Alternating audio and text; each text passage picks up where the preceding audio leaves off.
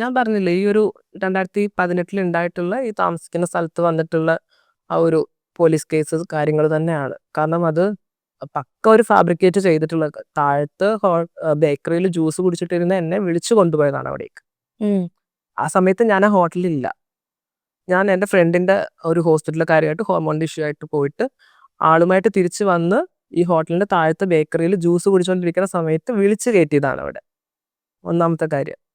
പിന്നെ അത് ആ ഒരു FIR വായിച്ചു കഴിഞ്ഞിട്ടുണ്ടെങ്കിൽ എനിക്ക് തന്നെ ചിരി വന്നു. ച്ചാ ഒട്ടും നമുക്ക് അക്സെപ്റ്റ് ചെയ്യാൻ പറ്റാത്തത് കണ്ടു കഴിഞ്ഞാൽ മനസ്സിലാകും. സിനിമ സ്ക്രിപ്റ്റ് എഴുതിയ പോലെയാണ് FIR എഴുതി വെച്ചിരിക്കുന്നത്.